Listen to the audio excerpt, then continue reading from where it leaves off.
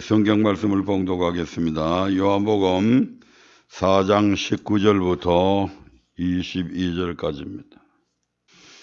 여자가 가로되 주여 내가 보니 선지자로서이다. 우리 조상들은 이 산에서 예배하였는데 당신들의 말은 예배할 곳이 예루살렘에 있다 하더이다. 예수께서 가라사대 여자여 내 말을 믿으라. 이 산에서도 말고 예루살렘에서도 말고 너희가 아버지께 예배할 때가 이르리라. 너희는 알지 못하는 것을 예배하고 우리는 아는 것을 예배하노니 이는 구원이 유대인에게서 남이니라. 아멘. 오늘도 본문의 말씀을 통해서 예배란 무엇인가 라고 하는 주제로 함께 은혜 나누기를 원합니다. 그 중에서 이제 예배는 어떻게 드려야 하는가 5번째 주제였죠. 그 중에서 4번째 시간에서는 신약에서는 상가 물질을 어떻게 드려야 하는가를 말씀드리던 중에 시간이 없어서 신약에서는 삶의 부분에 대해서만 말씀을 드렸습니다.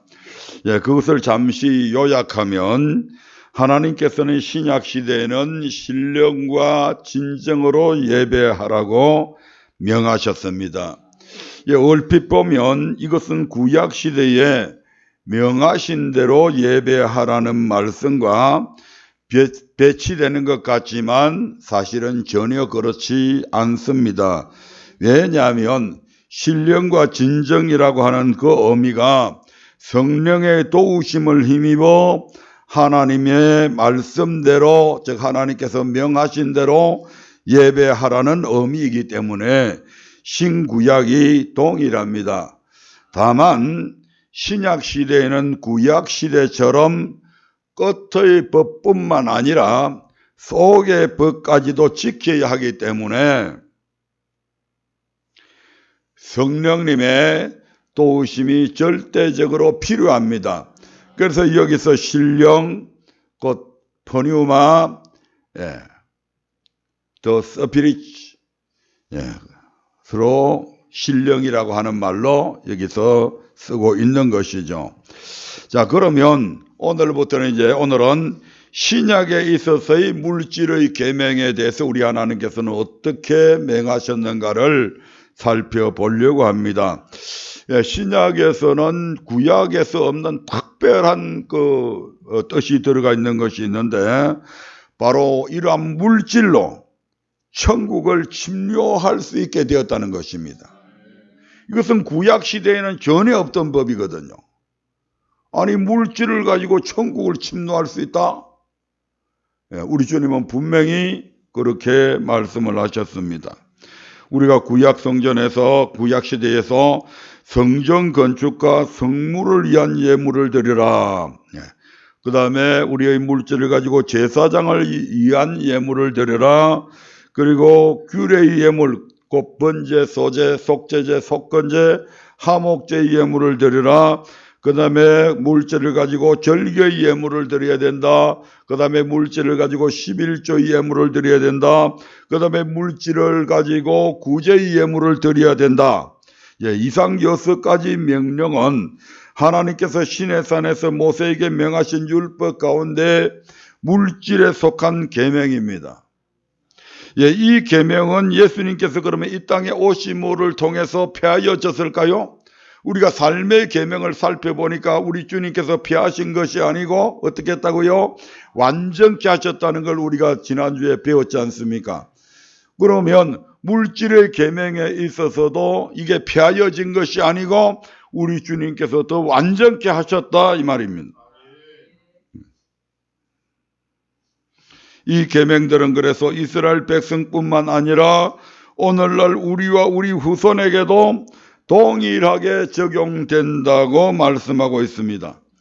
신명기 5장 1절부터 3절의 말씀을 한번 보겠습니다.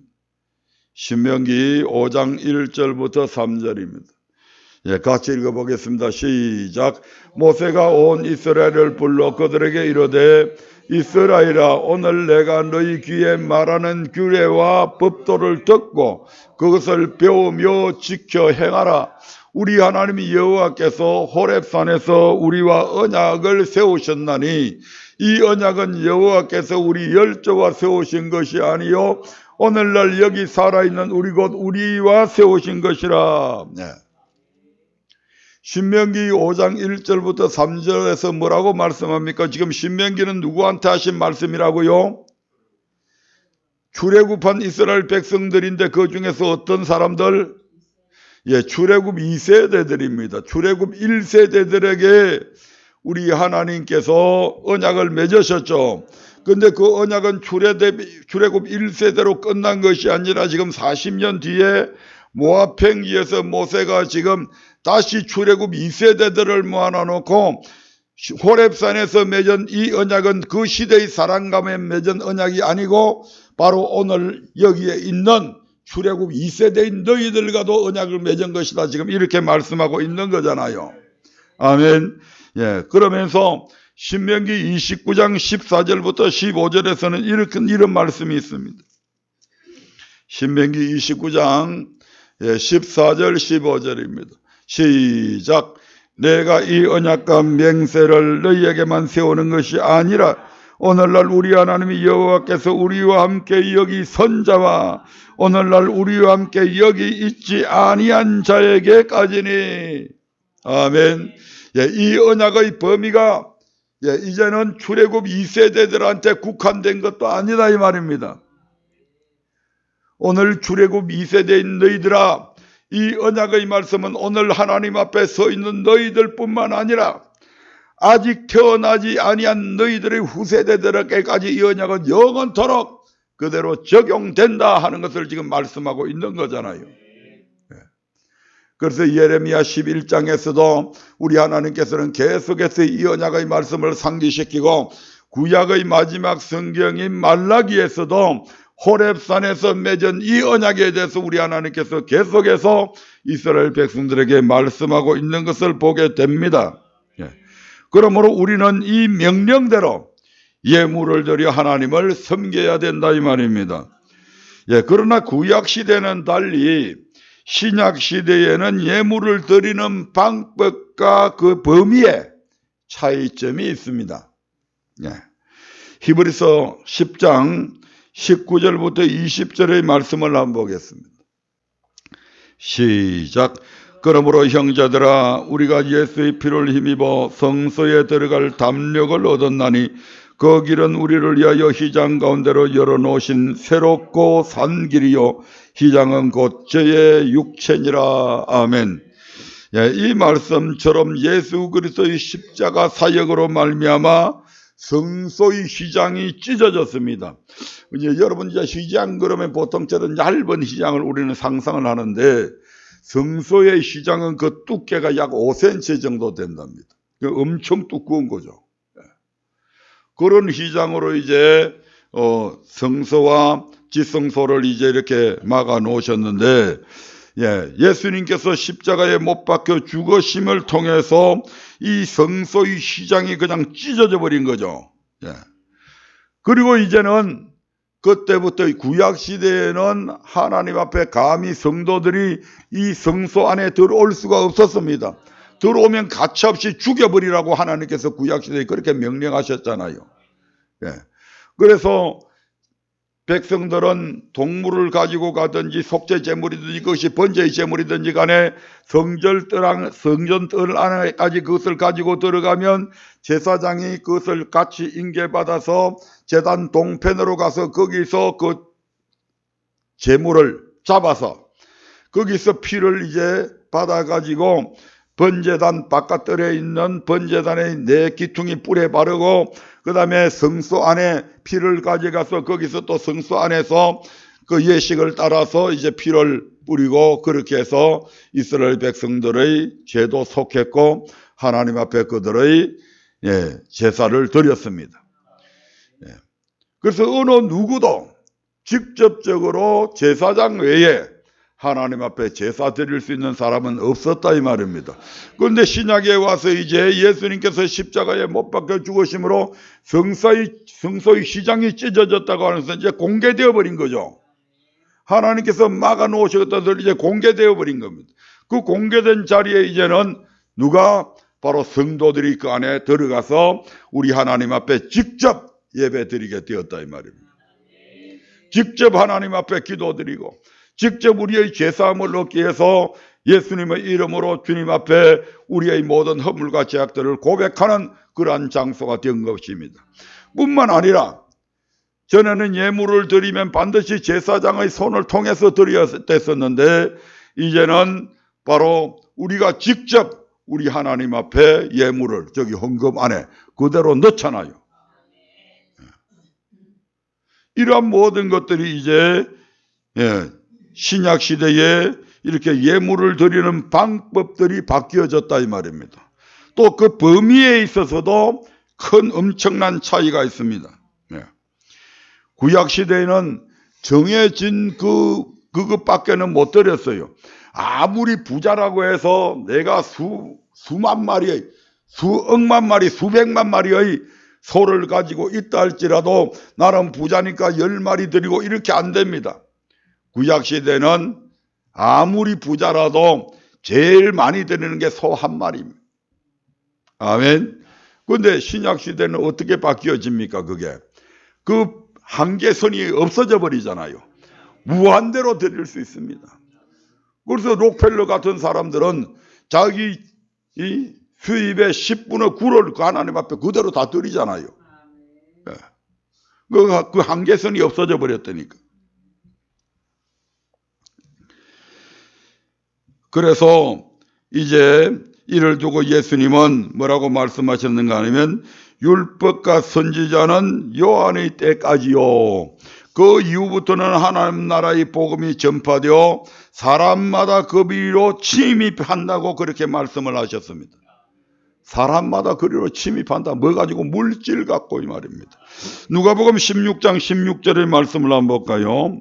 누가복음 16장 16절입니다. 같이 읽어보겠습니다. 시작. 율법과 선지자는 요한의 때까지요. 그 후부터는 하나님 나라의 복음이 전파되어 사람마다 그리로 침입하느니라. 아니 목사님 여기에 어디 물질로 침입한다든지 뭐 그런 말씀이 없잖아요. 근데 우리 모두가 잘 아시다시피 이 누가복음 16장은 무엇에 대한 교훈이다? 물질에 대한 교훈이 쭉 처음부터 끝까지 나와 있습니다. 아멘. 그래서 예수님께서 청지기에 관한 비유를 말씀하시면서 불의의 제물로 친구를 사귀라고 그러니까 그 예수님의 말씀을 듣는 바리새인들이 비웃었잖아요. 그런데 이 바리새인들은 어떤 사람들이다? 물질을 굉장히 좋아하는 사람들입니다.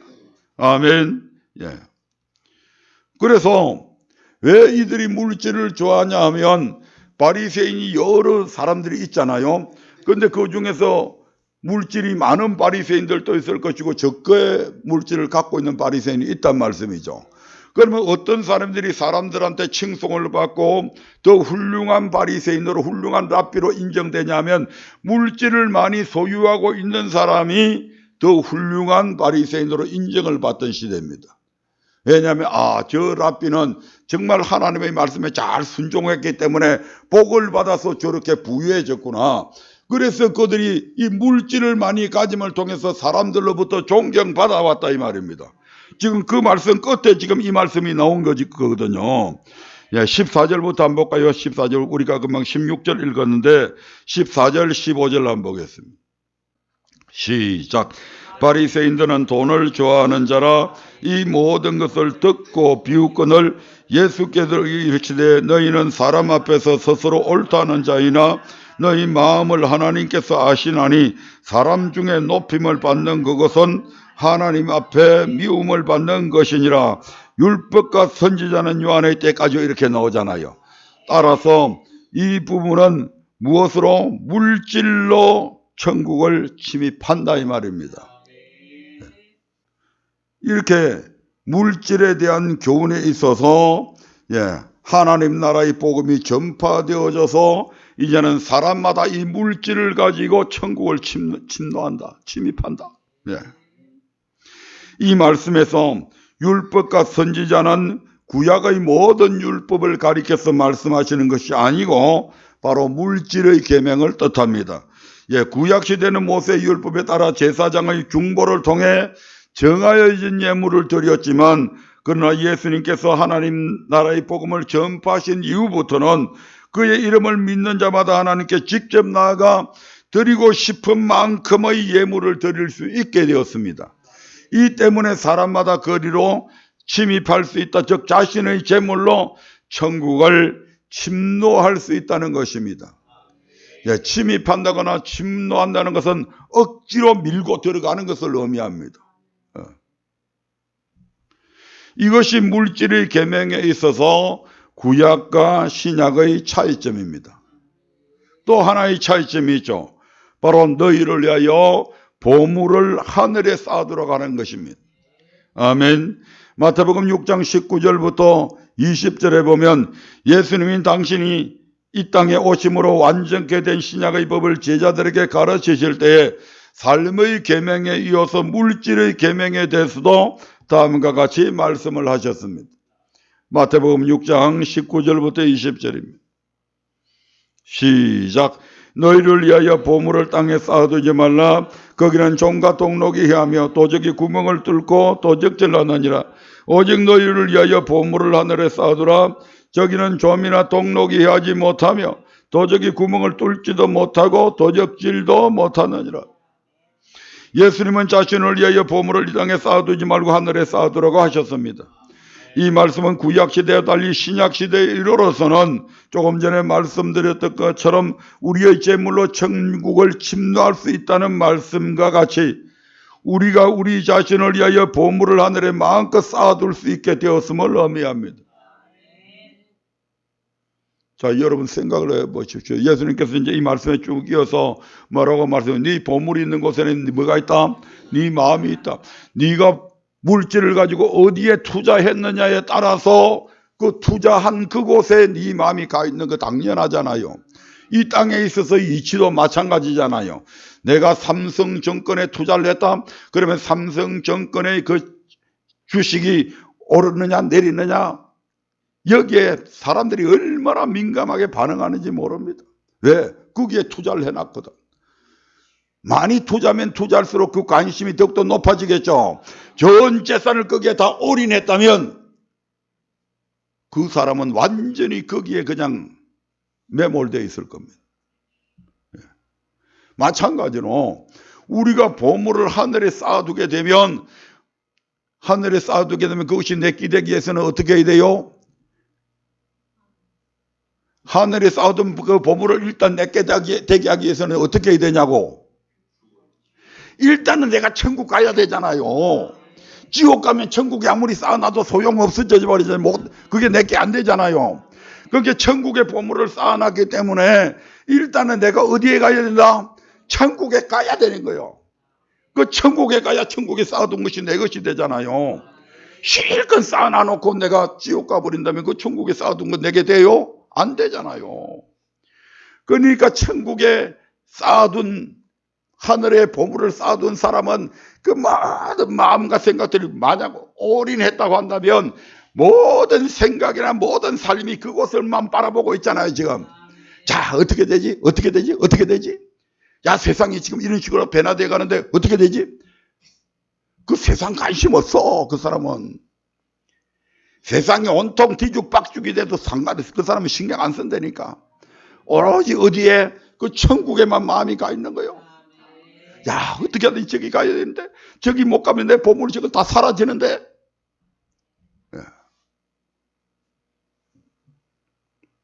그래서 천국에 보물을 쌓아두면 우리 눈이 천국 가는데 굉장히 밝아진다고 그러잖아요. 다 이유가 있는 겁니다.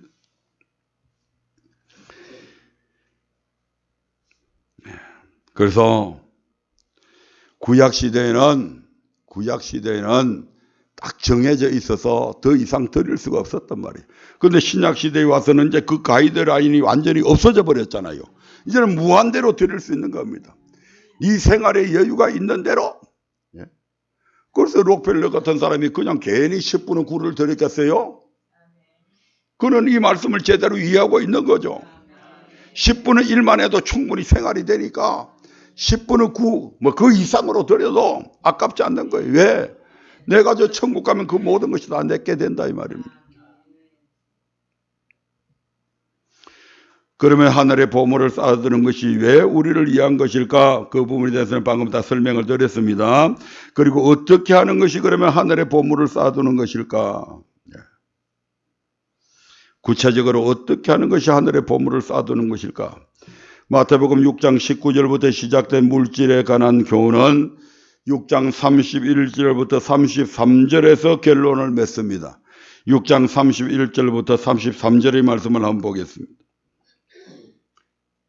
시작.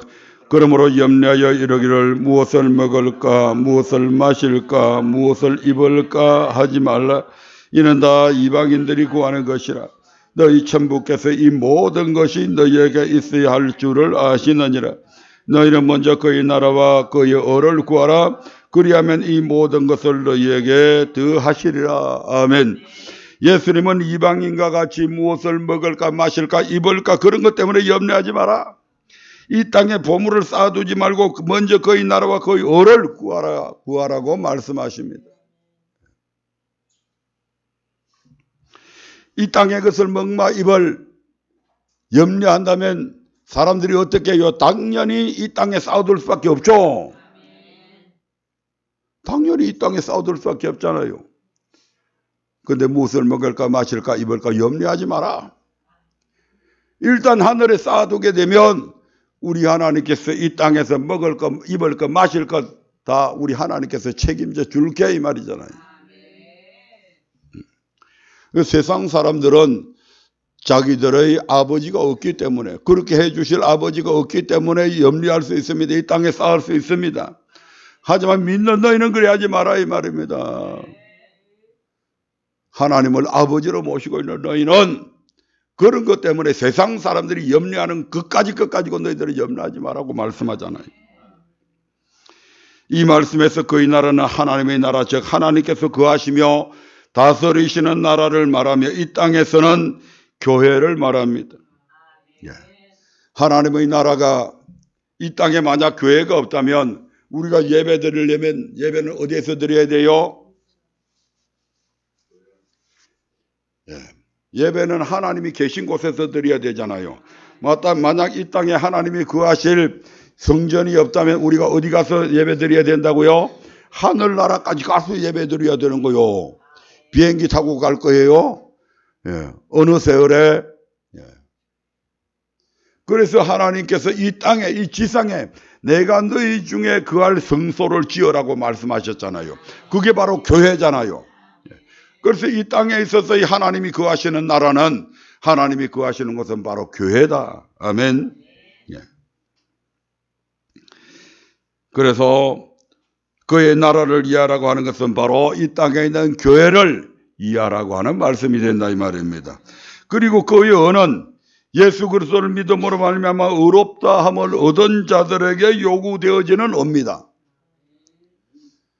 우리가 하나님의 전적인 은혜로 말미암아 영원한 죄인이여 죽음의 지옥 갈 수밖에 없는 그런 죄인을 우리 주님께서 대신 십자가에 못 박혀 죽으심을 통해서 의롭지 않는 우리를 의롭다고 인정받게 하셨잖아요. 하나님 앞에. 이제 그렇게 의로움을 입은 너희는 어떻게 살아야 된다고요? 이제 의롭게 살아야 된다는 얘기입니다. 아멘. 어떻게 하는 것이 그러면 의롭게 사는 것인가? 하나님의 모든 명령을 삼가 지켜 행하는 것이 바로 의로움이라고 성경은 말씀하고 있습니다. 그 이에 대해서 신명기 6장 25절에서 이렇게 말씀하시잖아요. 신명기 6장 25절 읽어봅니다. 시작. 우리가 그 명하신 대로 이 모든 명령을 우리 하나님 여호와 앞에서 삼가 지키면 그것이 곧 우리의 의로움이라 할지니라. 아멘. 로마서 2장 13절에서는 이렇게 말씀합니다. 로마서 2장 13절입니다.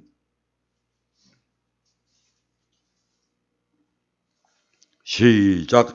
하나님 앞에서는 율법을 듣는 자가 의인이 아니요 오직 율법을 행하는 자라야 의롭다 하심을 얻으리니. 따라서 먼저 그의 나라와 그의 의를 구하라고 하는 말씀은 무엇을 먹을까 마실까 입을까 염려해서 육신의 것을 위해서 우리의 재물을 먼저 사용하지 말고 오직 교회와 하나님께서 명하시는 일들을 위해서 우리의 재물을 우선적으로 먼저 사용하라는 것입니다. 가령 내 자녀 가정 사업을 위해서 우리의 재물을 써야 할 일과 교회를 위해서 우리의 재물을 써야 할 일이 동시에 생겼을 때 우선순위를 교회와 하나님께서 명하신 일에 먼저 두라는 것입니다.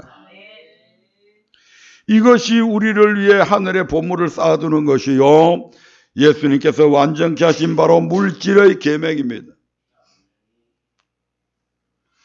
이로 볼 때 구약의 율법 가운데 물질의 계명 역시 예수님께서 이 땅에 오심으로 폐하여진 것이 아니라 더하여졌음을 우리가 알 수가 있습니다.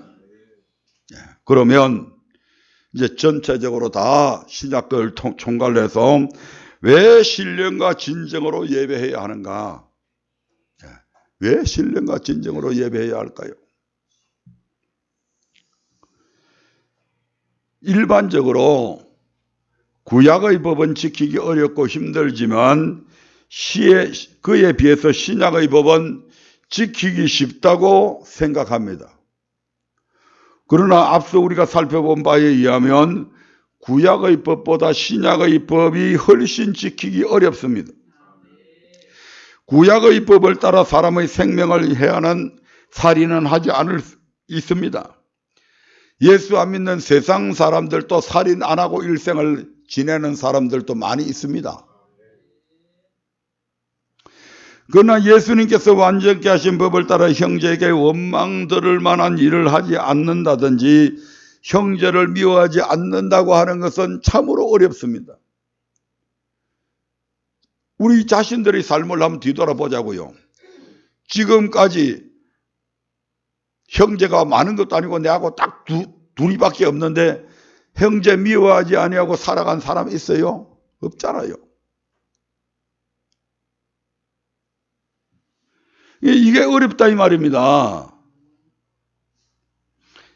직접 살인은 안 할 수 있지만 사람을 미워하지 않는다거나 어떤 일이 잘못되어졌을 때 다른 상대방을 원망하지 않는다고 하는 것은 참으로 어려운 일입니다. 구약의 법을 따라서 육체적인 간음은 하지 않을 수 있습니다. 그러나 예수님께서 완전케 하신 신약의 법을 따라서 마음의 음욕도 품지 않고 눈으로나 손으로조차 간음하지 않는 것은 참으로 어렵다 이 말입니다. 이건 예수 믿는 사람이든 안 믿는 사람이든 여러분들 사회적인 지위가 높고 그 사람이 도덕성이 높고 상관없어요. 이거는 그 사람이 대통령이다 국회의원이다 지방장관이다 상관없습니다. 인간의 육체적인 욕심은 다 똑같고 더럽다 이 말입니다. 누가 나는 절대 그렇지 않을 수 있어 말할 사람 아무도 없다 이 말입니다. 그 외에 이혼하지 말라 흠맹세 하지 말라는 등 다른 계명들도 모세의 율법보다 예수님께서 완전케 하신 신약의 법을 따라서 지키는 것은 훨씬 어렵습니다. 왜냐하면 구약의 법은 대체적으로 겉으로 드러나는 행위만을 요구하지만 신약의 법은 행위만이 아니라 속마음까지 요구하고 있기 때문입니다. 그래서 구약의 법은 우리의 힘과 의지만으로도 온전히 지킬 수 있지만 신약의 법은 그렇지 않습니다.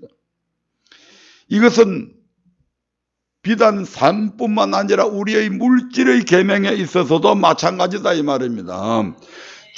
구약시대처럼 정해진 예물을 하나님께 드리는 것보다 너 전 재산을 하나님께 드리라 하는 것이 훨씬 어렵잖아요. 하늘의 보물을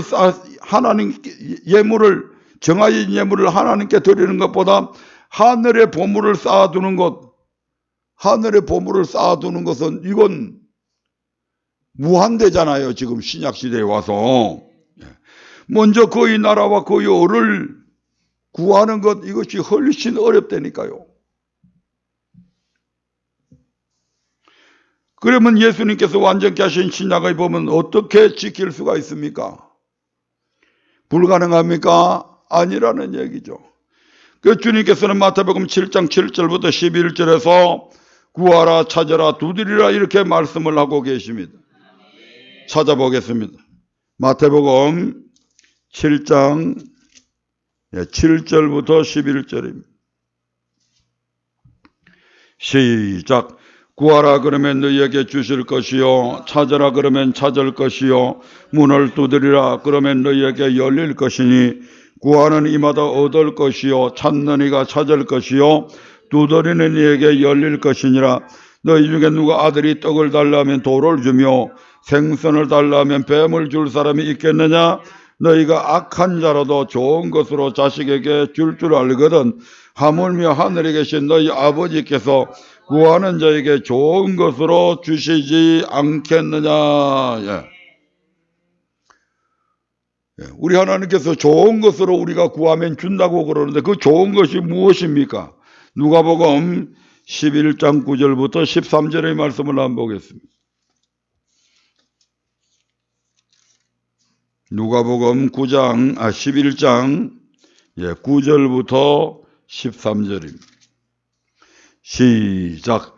또 내가 또 너희에게 이르노니 구하라 그러면 너희에게 주실 것이요, 찾으라 그러면 찾을 것이요, 문을 두드리라 그러면 너희에게 열릴 것이니 구하는 이마다 받을 것이요, 찾는 이가 찾을 것이요, 두드리는 이에게 열릴 것이니라. 너희 중에 아비된 자 누가 아들이 생선을 달라면 생선 대신에 뱀을 주며 알을 달라 하면 정갈을 주겠느냐? 너희가 악할지라도 좋은 것을 자식에게 줄 알거든 하물며 너희 천부께서 구하는 자에게 성령을 주시지 않겠느냐. 바로 마태복음에서 좋은 것이라고 표현된 말씀을 누가는 같은 말씀을 그 좋은 것이 바로 성령이라고 구체적으로 명시하고 있는 것을 바라보게 됩니다. 마태복음 7장 7절부터 11절 말씀은 우리가 하나님께 구하고 찾고 두드리며 하나님께서 성령을 주시고 우리로 성령 충만하게 하셔서 예수님께서 완전케 하신 신약의 법을 지키게 할 수 있다는 의미입니다.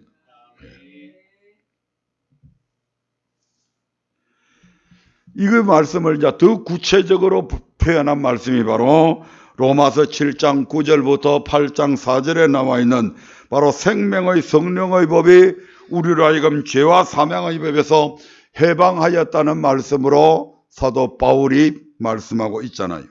로마서 7장 9절부터 10절의 말씀을 한번 보겠습니다. 로마서 7장 9절부터 10절입니다. 시작. 전에 법을 깨달지 못할 때는 내가 살았더니 계명이 이름에 죄는 살아나고 나는 죽었도다. 생명에 이르게 할 그 계명이 내게 대하여 도리어 사망에 이르게 하는 것이 되었도다. 전에 법을 깨달지 못할 때는 내가 살았더니 계명이 이름에 죄는 살아나고 나는 죽었다. 이 말씀에서 법과 계명은 완전케 된 신약의 법을 의미합니다. 사도 바울은 우리 모두가 아시다시피 히브리인 중에 히브리인이요 율법으로는 바리새인이었다. 철저하게 율법을 지키던 자였다 이 말입니다. 그리고 가말리엘의 문화에서 율법의 엄한 교훈을 받은 자로서 율법의 의로는 흠이 없었던 자였다. 이렇게 성경은 기록하고 있습니다. 즉 구약의 율법으로 판단할 때에 사도 바울은 완벽한 사람이었다. 이렇게 한마디로 정의할 수 있습니다. 그런데 지금 이 로마서 7장 9절부터의 고백을 누가 하고 있는 겁니까? 사도 바울이 지금 자신의 삶을 돌이켜보면서 지금 이렇게 고백을 하고 있잖아요. 바로 이것은 예수님께서 완전케 하신 이 신약의 법을 깨달았고 그 법으로 자신을 판단해 보았기 때문에 이런 고백이 나왔다 이 말입니다. 즉 예수님께서 완전케 하신 신약의 법을 깨달지 못할 때는 자신이 생명 안에 있는 줄 알았다 이 말입니다. 다시 말씀드리면 나는 죽으면 천국 가. 나는 나 같은 사람이 안 가고 누가 갈 거야. 내가 완벽하게 율법을 지켰는데, 그렇게 말할 수 있는 사람이었다. 적어도 예수님의 말씀을 듣기 전까지는 그랬습니다. 그런데 예수님이 하신 말씀을 딱 듣고 깨닫고 보니까 전에 죄가 아니라고 생각된 모든 것들이 지금 죄로 다 드러나거든요. 그래서 뭐라고 얘기합니까? 죄가 살아났다. 전에는 사도 바울의 마음에 없는 죄가 살아났다. 뭔 말입니까? 전에는 죄로 안 여겼다 이 말입니다. 남을 미워하는 것, 원망하는 것, 정죄하는 것, 이런 것이 죄가 아닌 줄 알았어. 그런데 예수님의 말씀을 듣고 보니까 그 모든 것이 죄인 것을 알게 되었잖아요. 그래서 자기 자신을 살펴보니까 이것도 죄였네, 이것도 죄였네. 그렇게 막 자기 마음속에 사방에서 야, 너 죄인이야, 너 죄인이야, 너 이렇게 했잖아, 이렇게 했잖아. 온갖 생각들이 지금 사도 바울을 괴롭히고 있는 겁니다. 네가 그래서 그런 네가 사도야? 그런 네가 복음을 전한다고? 니까지 깨? 전에는 자기 자신에 대한 엄청난 자부심을 가지고 살았는데 이제는 자기의 마음속에서 사방에서 이 죄인아 하고 막 자기를 꾸짖고 있는 겁니다.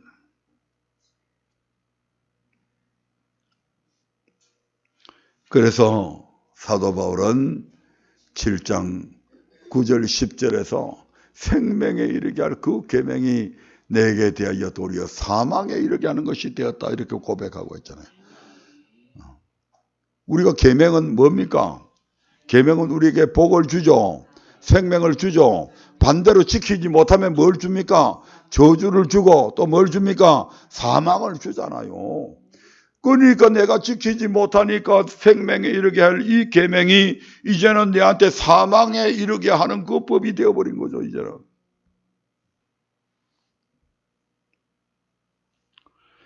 사도 바울의 이런 내면의 갈등은 16절 이후에도 잘 표현되어져 있습니다. 로마서 7장 16절부터 19절의 말씀을 한번 보겠습니다. 로마서 7장 16절부터 19절입니다. 시작. 만일 내가 원치 아니하는 그것을 하면 내가 이로 율법의 선한 것을 시인하노니 이제는 이것을 행하는 자가 내가 아니요 내 속에 거하는 죄니라. 내 속 곧 내 육신에 선한 것이 거하지 아니하는 줄을 아노니 원함은 내게 있으나 선을 행하는 것은 없노라. 내가 원하는 바 선은 하지 아니하고 도리어 원치 아니하는 바 악은 행하는도다. 선한 것 곧 하나님의 율법을 지켜 행하고자 하는 원함은 내게 있지만 막상 원하는 바 하나님의 율법을 지켜 행하는 행위는 없다 이 말입니다.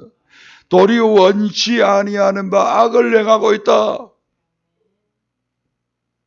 그렇게 고백하고 있잖아요. 20절부터 23절을 보겠습니다. 절망적인 거죠. 시작.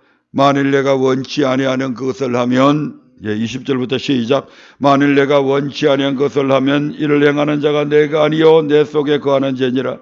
그러므로 내가 한 법을 깨달았노니 곧 선을 행하기 원하는 나에게 악이 함께 있는 것이로다. 내 속사람으로는 하나님의 법을 절구하되 내 지체 속에서 한 덜한 법이 내 마음의 법과 싸워 내 지체 속에 있는 죄의 법 아래로 나를 사로잡아 오는 것을 보는도다.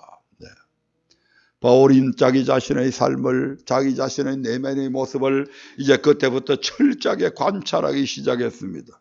그래서 보니까 어떻다는 것입니까? 선을 행하기 원하는 그 마음속에 뭐가 동시에 있다고요? 악을 행하고자 하는 마음이 동시에 공존하고 있는 겁니다. 이 두 마음이. 자세히 살펴보니까. 그런데 가만히 살펴보니까 선을 행하기 원하는 그 마음보다는 악을 행하기 원하는 이 마음이 훨씬 더 강해가지고 선을 행하기 원하는 그 마음을 지배해버리고 결국은 어떻게 한다고요? 선을 행치 못하고 악을 행하게 한다는 것을 죄의 법 아래로 자신을 사로잡아 가는 것을 자기의 두 눈으로 지금 자기의 내면의 마음을 지금 보고 있는 겁니다. 지금. 견딜 수 없는 거죠. 야, 미쳐버릴 것 같다. 어떻게 내가 이럴 수 있냐? 이대로 가면 난 죽는데, 멸망당하는데. 그래서 24절에 이런 고백을 하죠. 24절 시작. 오라 나는 공고한 사람이로다. 이 사망의 몸에서 누가 나를 건져내랴. 여기서 공고한 사람이라고 하는 것은 사형을 선고받아서 죽을 수밖에 없는 처지에 놓인 사람을 의미합니다. 사형을 선고받은 죄수는 특별한 사면 조치가 없는 한 결코 죽음을 면할 길이 없습니다.